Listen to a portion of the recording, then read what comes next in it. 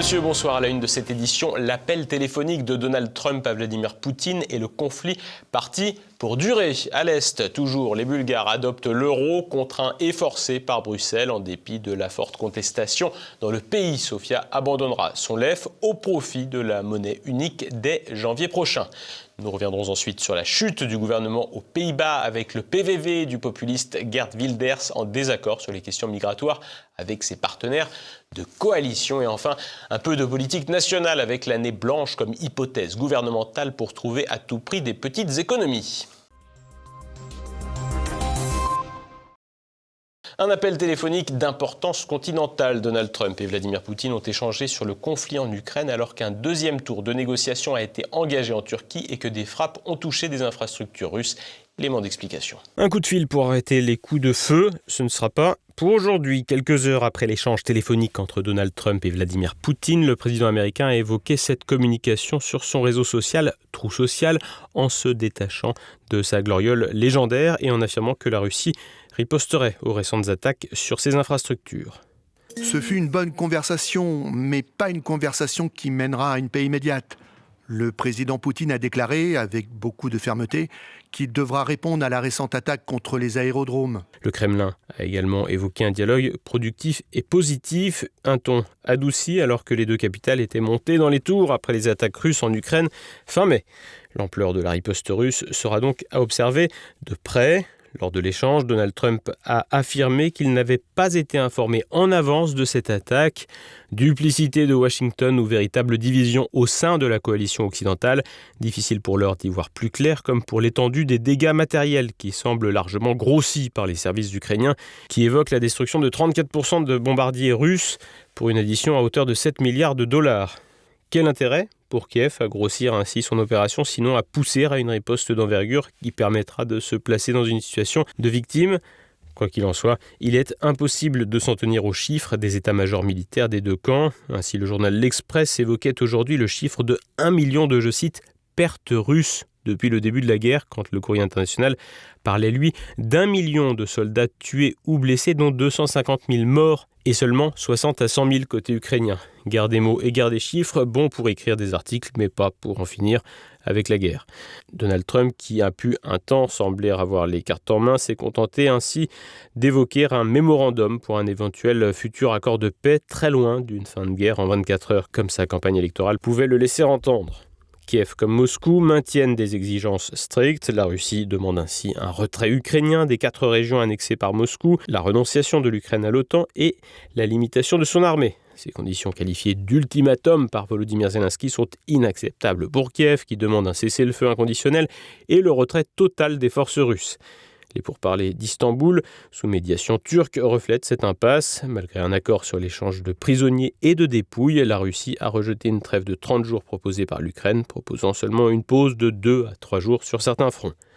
Et alors que l'Ukraine a revendiqué une attaque audacieuse contre des aérodromes russes endommageant des bombardiers stratégiques, la Russie, elle, progresse dans la région de Soumy, cherchant à établir une zone tampon pour contrer les incursions ukrainiennes.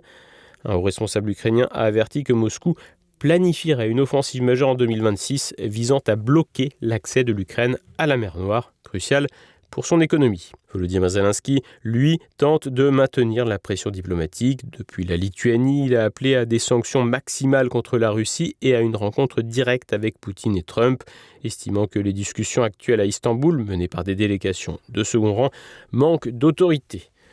L'insistance du président ukrainien vis-à-vis du président américain n'est probablement pas la méthode la plus utile pour son pays et pourrait le pousser à poursuivre dans sa prise de distance dans ce conflit européen.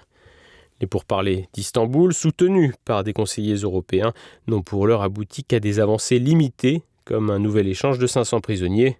Mieux que rien, certes, mais encore un peu maigre. La proposition de Recep Tayyip Erdogan d'organiser un sommet Zelensky, Trump, Poutine à Istanbul ou Ankara reste, elle, en suspens. Et ni Trump ni Poutine ne devraient avoir vraiment envie de donner une telle victoire diplomatique au président turc, allié des uns, interlocuteur des autres.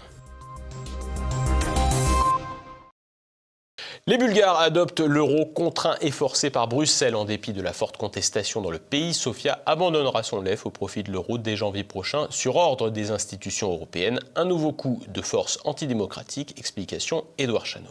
Les Bulgares n'en veulent pas, mais les autorités européennes exigent. Mercredi, la Banque centrale européenne a donné son feu vert pour que le pays, membre de l'UE depuis 2007, devienne le 21e membre de la zone euro. Les ministres de l'économie de la zone valideront la manœuvre le 8 juillet avant l'adoption définitive, prévue le 1er janvier 2026.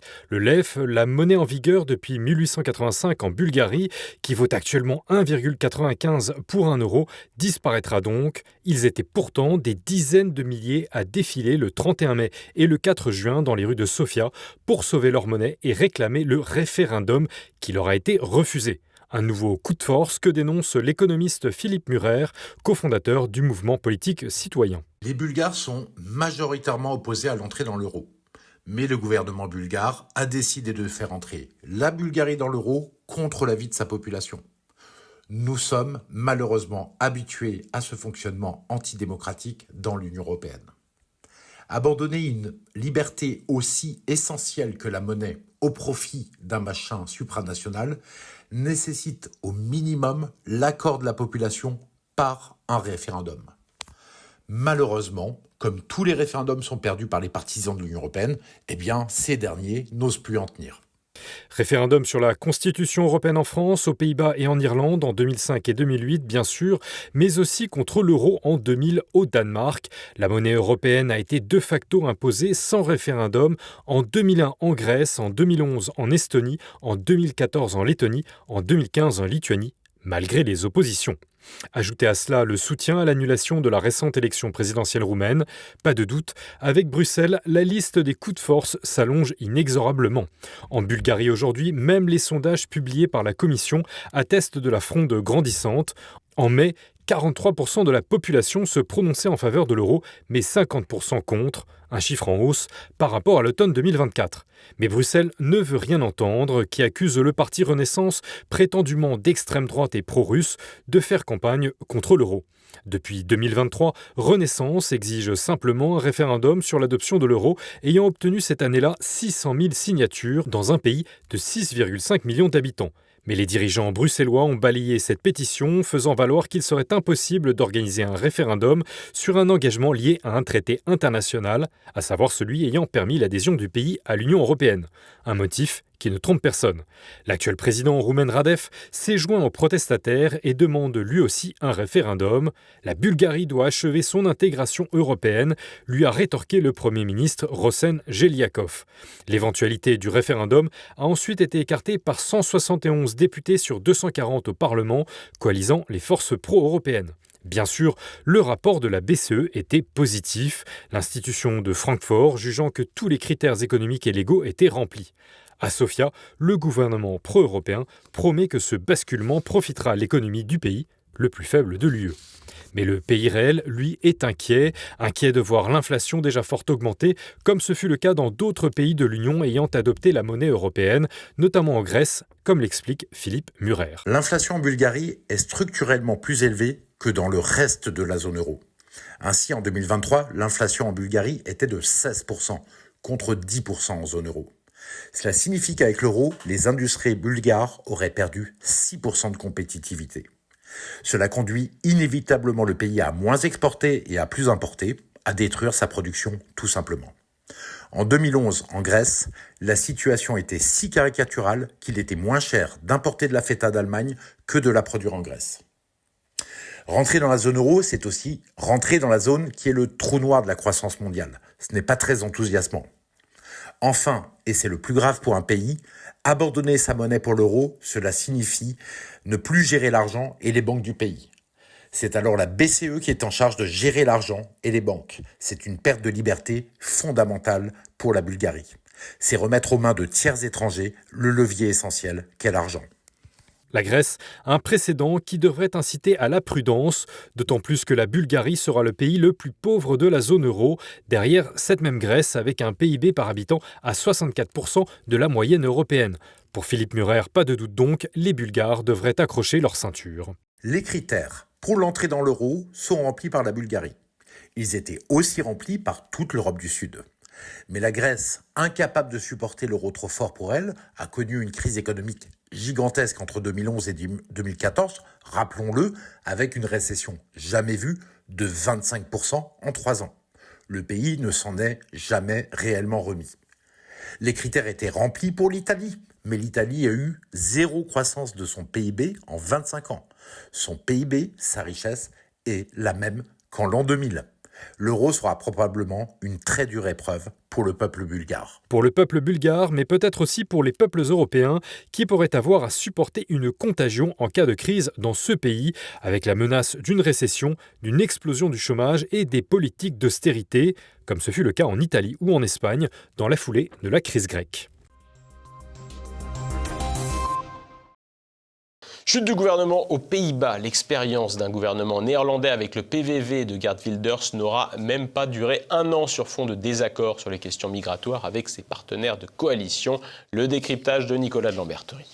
L'instabilité politique aux Pays-Bas se poursuit encore et toujours, puisque moins d'1 an après la mise en place du dernier gouvernement, ce dernier vient de tomber après l'annonce du populiste très hostile à l'islam Geert Wilders du retrait de son parti, le PVV, Parti pour la liberté, de la coalition gouvernementale. Pour rappel, le système politique néerlandais est particulièrement fractionné, étant donné que les 150 députés de la Chambre basse sont élus à la proportionnelle intégrale sans aucun seuil minimal, ce qui fait qu'il y a souvent plus d'une douzaine de partis qui sont représentés au Parlement et obligent donc à construire des coalitions complexes. Lors des dernières législatives de fin 2023, la surprise était venue du PVV de Geert Wilders, qui sortait largement en tête avec plus de 23% des suffrages et 37 sièges sur 150. L'autre surprise venait de l'émergence ex nihilo d'un nouveau parti centriste, le NSC, issu d'une scission du parti libéral VVD, tandis que le Parti des agriculteurs effectuait également un bon résultat. En dépit de sa position de force, Geert Wilders, vainqueur des élections et qui aspirait à occuper le poste de Premier ministre, a été confronté à l'opposition des autres partis qui ne voulaient en aucun cas qu'il n'occupe ce poste de chef de gouvernement. Après des mois durant lesquels les négociations ont piétiné, un accord a finalement été trouvé au printemps 2024 entre le PVV et plusieurs partenaires. Les partis politiques n'enverraient pas de ministre dans le gouvernement, mais soutiendraient un gouvernement technique chargé d'appliquer un programme commun, le tout sous la direction de Dick Schoof, ancien responsable des services de renseignement néerlandais. Pour parvenir à cet accord, Wilders avait renoncé à plusieurs points clés de son programme, notamment la sortie des Pays-Bas de l'Union européenne, mais aussi le rejet de l'aide à l'Ukraine, ou encore le point un peu plus farfelu d'interdire l'islam. Une solution quelque peu bancale, mais qui avait reçu l'assentiment des électeurs néerlandais, désireux de voir le PVV entrer au gouvernement et appliquer son programme, puisque le PVV sortait de nouveau vainqueur des élections européennes en juin 2024. Sauf que voilà, ces derniers mois, la cote de popularité des partis de gouvernement était plutôt en baisse, ce qui a entraîné d'importantes divergences au sein de la coalition. Wilders a finalement choisi de claquer la porte du gouvernement, sans doute en vue de provoquer des nouvelles élections. Un pari potentiellement risqué.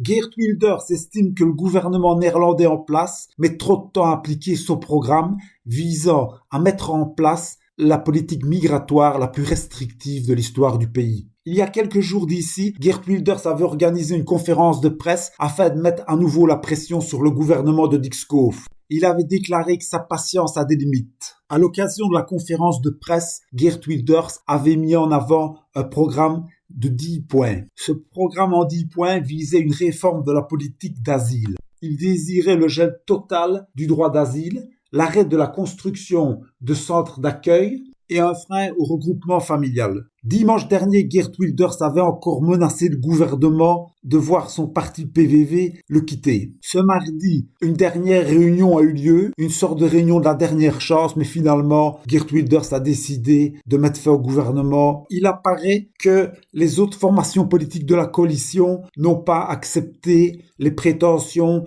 les demandes de Geert Wilders. Le contrôle renforcé d'une manière radicale aux frontières, la fermeture de l'accès au pays aux demandeurs d'asile, ainsi que le renvoi des réfugiés syriens vers certaines zones de ce pays, ont été refusés par les autres partis. Autre point de désaccord au sein de la coalition, qui est apparu ces dernières semaines, le soutien à l'Ukraine. Désormais, le gouvernement sortant est minoritaire et va expédier les affaires courantes en attendant de futures probables élections en septembre et la constitution d'un nouveau gouvernement, ce qui pourrait donc durer jusqu'à la fin de l'année. Tout le monde s'attend désormais à un duel serré entre le PVV de Wilders et la gauche travailliste conduite par Frans Timmermans pour les prochaines législatives, avec les centristes libéraux du VVD en arbitres principaux. On notera également l'effondrement complet du NSC, qui passerait de 20 à 1 siège, et du Parti des agriculteurs BBB, qui lui aussi disparaîtrait presque totalement du Parlement. Depuis une bonne décennie, la vie politique néerlandaise est en effet marquée par l'émergence incroyablement rapide de nouveaux partis, qui souvent retombent presque aussi rapidement. Cela s'est notamment vu avec le parti nationaliste FVD, Forum pour la démocratie, vainqueur des élections provinciales et sénatoriales en 2019 et mis au banc de la vie publique du fait de son opposition aux mesures Covid. Cela s'est à nouveau vu lors des mêmes élections provinciales et sénatoriales 4 ans plus tard, en mars 2023, avec l'arrivée en tête du parti des agriculteurs BBB, hostile aux mesures du pacte vert européen et qui est sur le point d'être anéanti 2 ans plus tard. Une frange des électeurs néerlandais semble donc chercher depuis longtemps une alternative au système. Mais ce dernier, subtilement verrouillé par ses élites et par l'Union européenne, est jusqu'à présent parvenu à déjouer toutes les contestations populistes. Bayrou recherche 40 milliards d'économies désespérément. Parmi les leviers possibles, la piste de l'année blanche est sur la table. En quoi consiste cette politique? Explication avec Renaud de Bourleuf. Le gouvernement est porté sur la blanche. Dans les couloirs de Bercy, on murmure la possibilité d'une année blanche. Concrètement, il s'agit de dépenser en 2026, pour toutes les administrations publiques, le même montant qu'en 2025. En l'occurrence, on parle de 1700 milliards d'euros. Il s'agit de geler totalement ou partiellement les dépenses de l'État qui sont habituellement indexées sur l'inflation. En clair, si l'année blanche porte sur les allocations familiales, le montant de vos prestations n'augmentera pas, alors que le prix de vos courses bondira. À vous de payer pour les 40 milliards d'euros d'économies annoncés par François Bayrou. Mais sur ce point, le Premier ministre avait déjà annoncé la couleur fin mai. Et ce plan de retour à l'équilibre des finances publiques, il va demander un effort à tous les Français. Reste à savoir quelle piste serait utilisée, outre les prestations. L'option la plus évidente est celle du gel des budgets des ministères et des collectivités. Encore une manière d'étouffer les finances des petites communes. Autre possibilité, geler les barèmes de l'impôt sur le revenu et de la contribution sociale généralisée, la CSG. Cela permettrait de générer plus de recettes. Certains contribuables, dont les revenus augmentent, peuvent ainsi basculer dans la tranche d'imposition supérieure. Or, ce serait en contradiction avec les propos tenus mercredi par le ministre de l'économie, Éric Lombard. Nous ne préparons pas de hausse d'impôts et je parle depuis que je suis devant vous de stabiliser la dépense, d'éventuellement voir certaines niches fiscales qui pourraient être abusives ou inutiles. Le plan du gouvernement doit être présenté d'ici au 14 juillet et l'heure pourrait ne pas être à la fête en fonction de leurs annonces. En effet, le gouvernement Barnier est tombé en décembre après la mesure suivante, l'idée de sous-indexer, en partie seulement, les pensions de retraite. Mais peut-être que François Bayrou saura faire avaler la pilule en présentant les choses de façon déguisée, toujours moins risquée que de s'attaquer à certaines économies comme l'AME ou la renégociation de la contribution de la France au budget de l'Union européenne. Passons à présent à l'actualité en bref en France. Le coup de la panne pour les géants du porno depuis mercredi. Les sites Pornhub, RedTube et YouPorn, gérés par l'entreprise Halo, sont inaccessibles en France, une première en Europe. Cette décision anticipe un possible blocage par l'Arcom qui exige une vérification d'âge stricte pour protéger les mineurs, une vérification imposée par une loi de 2020. Halo refuse de s'y conformer, jugeant les solutions comme l'analyse faciale ou la vérification par carte d'identité trop intrusive pour la vie privée. Avec 7 millions de visiteurs quotidiens en France, le site Pornhub redirige désormais vers un message critiquant la loi.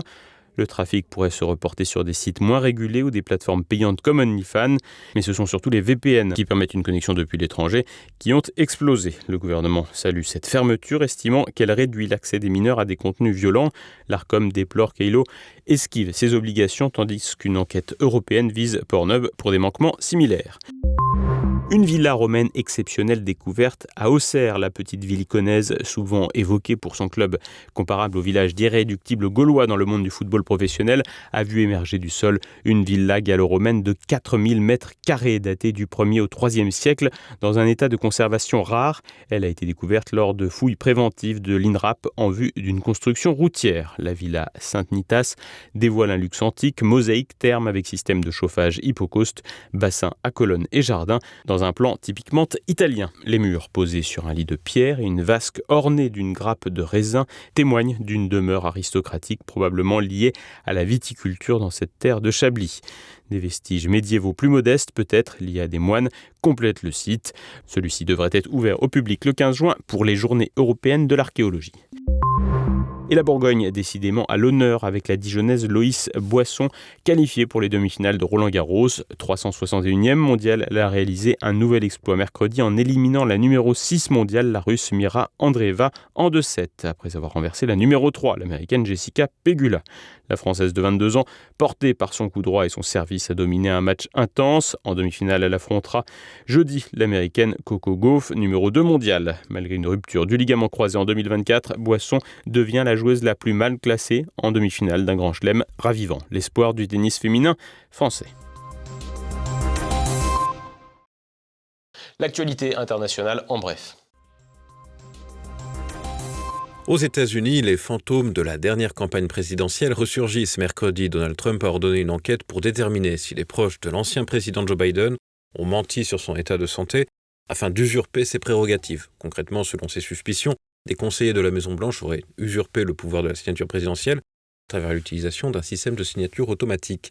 Donald Trump poursuit son bras de fer avec l'État profond américain, un bras de fer visible avec l'université Harvard. Mercredi, un décret a été pris pour une période de 6 mois. Le programme de visa pour étudiants accueillis dans l'université de la côte Est est suspendu. Harvard, symbole de l'excellence académique, est aussi devenu un temple de l'idéologie progressiste et du wokisme. Selon des sondages, une majorité écrasante d'étudiants aurait voté démocrate lors de la dernière présidentielle. Politique aux États-Unis toujours, avec la déconfiture démocrate qui n'en finit pas. Mercredi, l'ancien porte-parole de la Maison-Blanche, Karine Jean-Pierre, a annoncé son départ du parti de la gauche états-unienne. Elle s'apprête à publier un livre racontant comment le Parti démocrate a écarté Joe Biden de la candidature à un second mandat. Elle aurait vécu ce moment comme une trahison. Nintendo en ébullition. Ce jeudi, la célèbre marque de console de jeux vidéo lance la Switch 2, succédant à la Switch, écoulée à 152 millions d'unités en 8 ans. Cette console hybride, jouable sur téléviseur ou en mobilité, mise sur une puissance accrue et un nouvel opus de Mario Kart. Malgré un prix élevé, 470 € contre 330 € pour la Switch 1 en 2017, et des jeux jusqu'à 90 €, les précommandes explosent. La Fnac Darty anticipe un record de vente au lancement, porté par des promotions et des reprises de consoles d'occasion. Au Japon, une loterie restrictive a attiré 2,2 millions de candidats. Cependant, les droits de douane menacés par Trump, pouvant gonfler les coûts de 69%, inquiètent Nintendo qui table sur 15 millions d'unités mondiales vendues d'ici mars 2026. Découverte préhistorique en Espagne. Fin mai, des résultats de recherche ont été publiés concernant un galet trouvé lors d'une fouille à San Lazaro, près de Séville. Une tache ocre à la surface de ce galet révélerait l'empreinte du doigt d'un homme de Néandertal, une empreinte vieille de 43 000 ans. Le galet aurait été transporté intentionnellement et peint à des fins non utilitaires, ce qui permet d'apprendre davantage sur les capacités d'abstraction que pouvaient déjà avoir les hommes de Néandertal.